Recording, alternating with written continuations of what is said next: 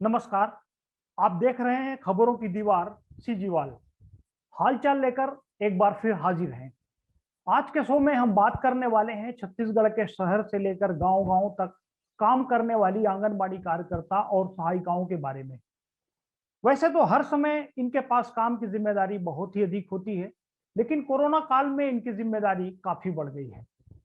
सरकारी सिस्टम में एक ऐसा तबका है जिन्हें सरकारी रिकॉर्ड में सरकार का कर्मचारी नहीं माना जाता, फिर भी काम का बोझ दूसरों से कहीं ज्यादा ही है, जिसमें सभी की सभी महिलाएं हैं और जमीनी स्तर पर जाकर काम करती हैं। अपनी जान जोखिम में डालकर काम करने वाली इन महिलाओं को हर कदम पर दिक्कतों का सामना करना पड़ता है, लेकिन ना तो उन्हें सही ढंग से मेहनताना मिलता है, न किसी तरह की सुरक्षा है और न ही उनकी दिक्कतों को सुनने वाला कोई है। फिर भी अपनी जिम्मेदारियों का पूरी ईमानदारी से निर्वहन करने वाली इन महिलाओं के जज्बे को देखकर लगता है कि इनके मन में भी कहीं ना कहीं उम्मीदें हैं और इनसे भी समाज और सरकार के सिस्टम को बड़ी उम्मीदें हैं। उम्मीदों का यह सिलसिला किस तरह जारी है, इस पर तफसील से होगी। आइए शुरू करते हैं आज का शो।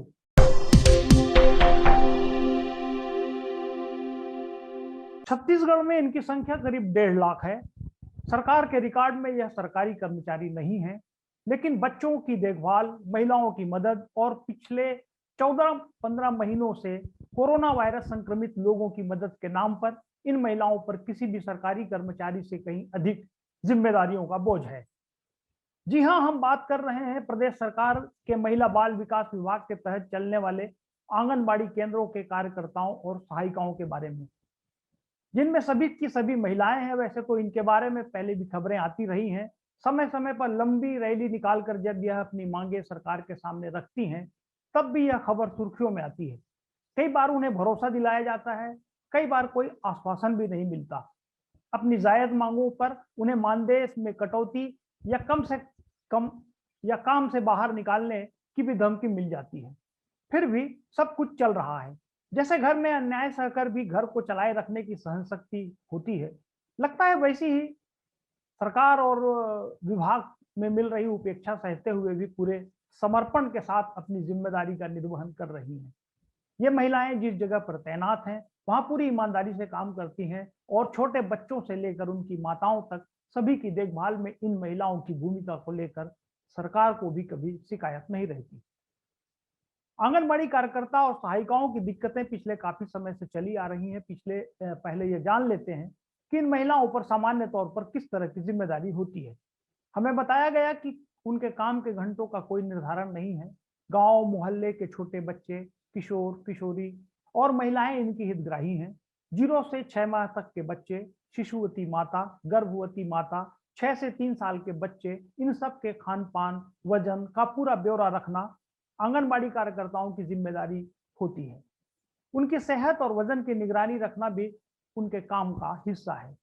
3 से 6 साल के बच्चों को पूर्व प्राथमिक शिक्षा भी इन्हीं के आंगनबाड़ी केंद्रों में दी जाती है। स्कूल जाने से पहले से लेकर 12 से 18 साल तक की उम्र की लड़कियों की देखरेख भी यही करती हैं। बच्चों और माताओं के पोषण आहार देना, आयरन आदि की गोली बांटना इनका काम होता है।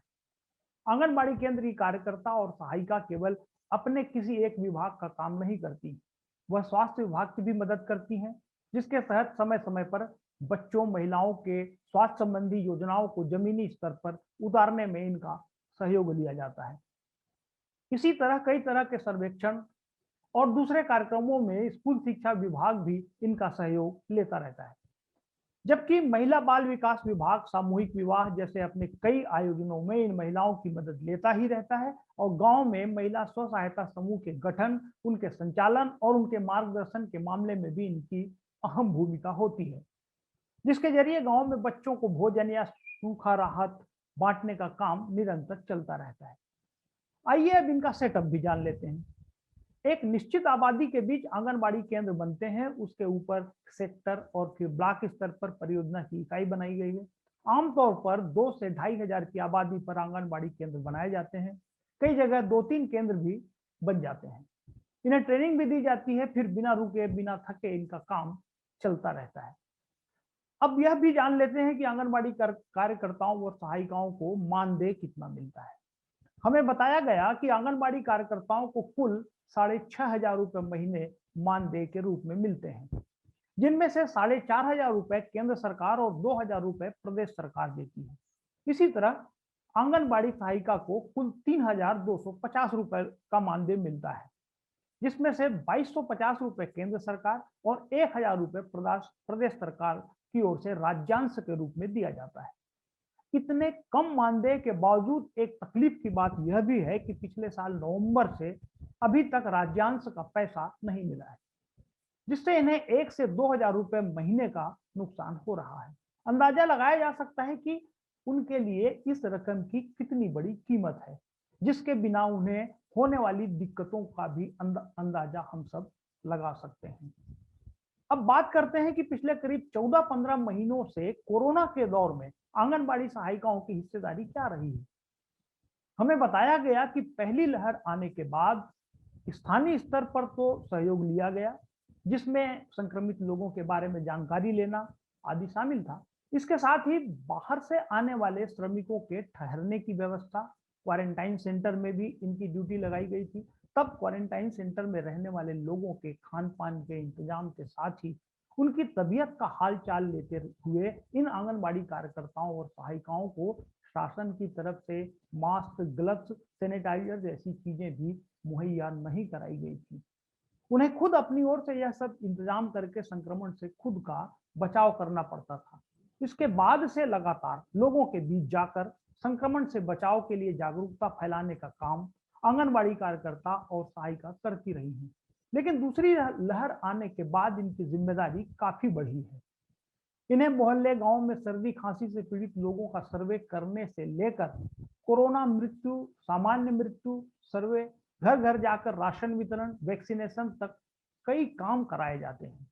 उन्हें एनएएम, एमपीडब्ल्यू और मितानिन के साथ सर्वे पर लगाया जाता है।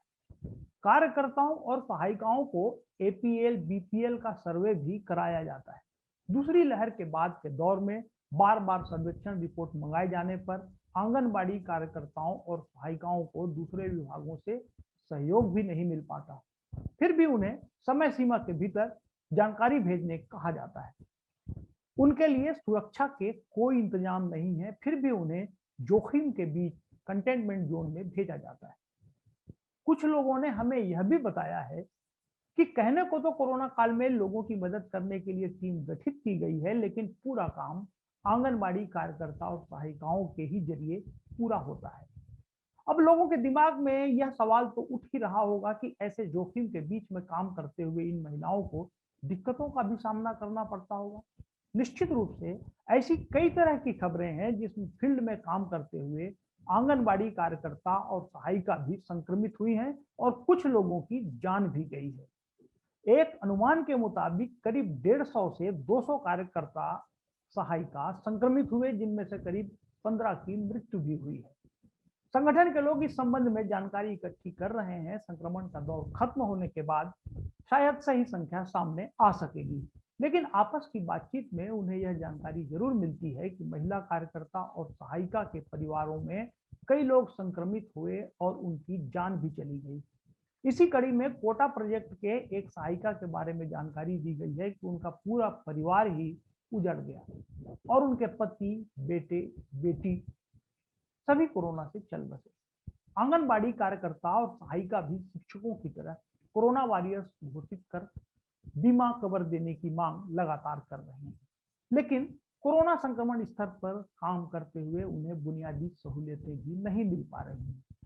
कांग्रेस ने अपने चुनावी घोषणा पत्र में आंगनबाड़ी सहायिकाओं को नर्सरी शिक्षक के रूप में उन्नयन करने का वादा किया था, लेकिन जब भी उनके हितों की बात आती है तब केंद्र और राज्य के बीच त्रिशंकु बनाकर किसकी टोपी उसके सर वाला जुमला पढ़ा दिया जाता है। काम की जिम्मेदारी ऐसी है कि हर दिन उन्हें गांव का सर्वे कर 1 बजे तक सुपरवाइजर को रिपोर्ट देना होता है। यही रिपोर्ट परियोजना अधिकारी के जरिए बीएमओ, जिला कार्यक्रम अधिकारी तक पहुंचती है, जहां से वीडियो कॉन्फ्रेंसिंग के जरिए आगे भेजा जाता है। पोषण ट्रैकर ऐप में भी उन्हें नियमित रूप से जानकारी फीड करनी होती है। महिलाओं के साथ सरकार के रवैये को समझना आसान है कि 3-4 हजार रुपए का मेहनताना आधा अधूरा मिलने के बाद भी एंड्रॉइड मोबाइल के जरिए उनसे हर दिन पोषण ट्रैकर पर जानकारी मंगाई जाती है। इंटरनेट का डाटा भी महिलाओं को ही खर्च करना पड़ता है। जानकारी भी इंग्लिश में मंगाई जाती है। वक्त पर जानकारी नहीं मिलने पर मानदेय से कटौती की चेतावनी भी दी जाती है। जो काम पूरा करने के लिए एक कंप्यूटर ऑपरेटर की जरूरत होती है, उसे भी इन महिलाओं से पूरा कराया जा रहा है। पोषण ट्रैकर ऐप का आदेश पिछले मार्च महीने में दिया गया, जिसमें 25 तारीख तक किसी भी हालत में डाटा एंट्री करने कहा गया और ऐसा न होने पर मानदेय की कटौती करने की चेतावनी भी दी गई। ऐसा दबाव बनाया गया है कि चाहे पड़ोसी से मोबाइल मांगकर भी ऐप डाउनलोड करें, नहीं तो नुकसान उठाना पड़ेगा। जिनके पास एंड्रॉइड फोन नहीं था, ऐसी महिलाओं ने चॉइस सेंटर जाकर एक हितग्राही के पीछे 8 रुपए देकर डाटा एंट्री कराया। इस मामले में न्याय मांगने के लिए महिलाओं ने हाईकोर्ट का भी दरवाजा खटखटाया। हाईकोर्ट ने उनके पक्ष में आदेश जारी कर मामले का निराकरण कर दिया। कोर्ट के आदेश में कहा गया है कि आंगनबाड़ी कार्यकर्ताओं ने पोषण ट्रैकर को लेकर जो समस्याएं रखी हैं, उनका निराकरण विभाग की ओर से 2 महीने के अंदर किया जाए। तब तक किसी कार्यकर्ता के खिलाफ कठोर कदम न उठाया जाए। कई आंगनबाड़ी केंद्रों में पीने का साफ पानी भी नहीं है, कई जगह बिजली भी नहीं है, इसी तरह कई जगह वजन नापने की मशीन भी नहीं है। इस तरह की शिकायतें भी लगातार मिलती रहती हैं। आंगनबाड़ी कार्यकर्ता और सहायिकाओं का अपना संगठन है, जो जमीनी स्तर से प्रदेश स्तर तक काम करता है। यह संगठन लगातार सरकार तक अपनी मांगे उठाता रहा है, लेकिन अब तक उम्मीद के हिसाब से सहूलियतें नहीं मिल सकी हैं। हालात का अंदाजा इसी बात से लगाया जा सकता है कि सरकार ने जिम्मेदारी पर जिम्मेदारी सौंपी है, लेकिन यही सरकार आंगनबाड़ी कार्यकर्ता और सहायिकाओं को सरकारी कर्मचारी नहीं मानती।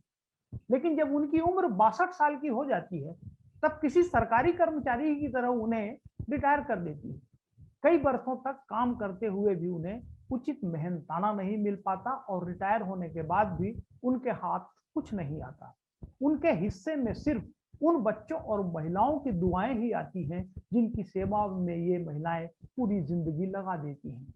उन्हें कोई आर्थिक सुरक्षा भी नहीं मिल पाती। उनका संगठन लगातार अनुकंपा नियुक्ति और 50 लाख रुपए बीमा राशि देने के साथ ही फ्रंटलाइन कोरोना वॉरियर्स का दर्जा देने की मांग भी करता रहा है।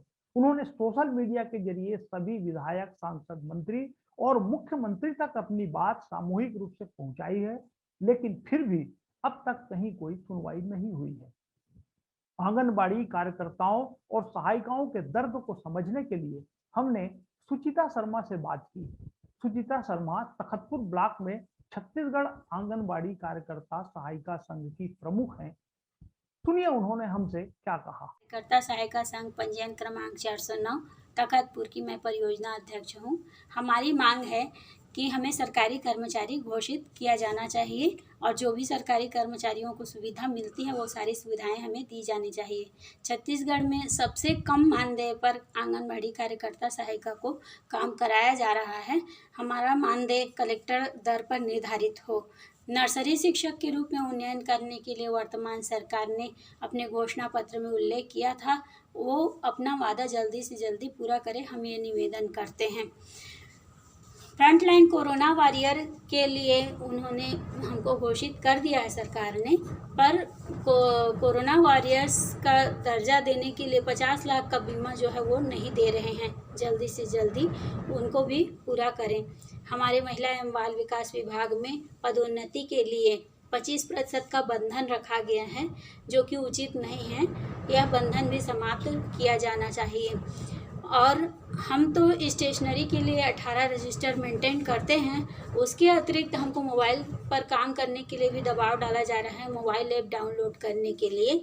तो हमारे अल्प मानदेय में 6,500 के मानदेय में मोबाइल खरीदना, 10,000 की 10th वर्जन की मोबाइल और उसका डाटा मेंटेन करना हमारे लिए संभव नहीं है। हमें मोबाइल दिया जाए, डाटा दिया जाए और साथ में ट्रेनिंग भी दी जानी चाहिए। इस प्रकार से ये हमारी कुछ मांगें हैं। हम विनम्र अनुरोध करते हैं शासन से कि हमारे मांगों पर वो सहानुभूतिपूर्वक विचार करें और पूरा करें, क्योंकि समय समय पर हड़ताल होते हैं। हम अपनी मांग को अपने अधिकारियों के पास सौंपते हैं और साथ में ऊपर शासन के पास भी भेजते हैं, पर उस पर विचार नहीं किया जा रहा है। हमारा निवेदन है कि जल्दी से जल्दी उन पर विचार किया जाए।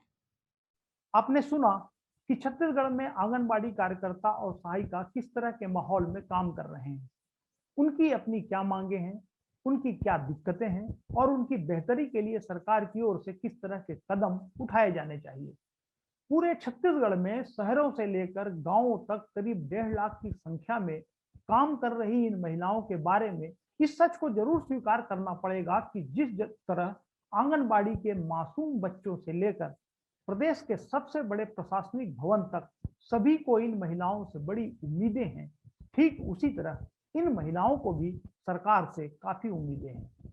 हमने इस शो के जरिए छत्तीसगढ़ में हर एक बच्चे और उनकी माताओं से जुड़ी इन समर्पित कार्यकर्ताओं की जिंदगी के दर्द को सामने रखने की कोशिश की है। अब व्यवस्था के जिम्मेदार लोगों को तय करना है कि इन महिलाओं की जिंदगी बेहतर बनाने के लिए क्या किया जा सकता है और उन्हें क्या करना चाहिए। आज के शो में बस इतना ही। चलते चलते आपसे गुजारिश है कि अगर आपको हमारी यह कोशिश पसंद आए तो कृपया हमारा YouTube चैनल सब्सक्राइब कर इसे अपने दोस्तों मित्रों के बीच शेयर भी कीजिए। यह आजाद पत्रकारिता को आपकी ओर से एक बड़ी मदद होगी। अगले शो में फिर होगी मुलाकात। नमस्कार।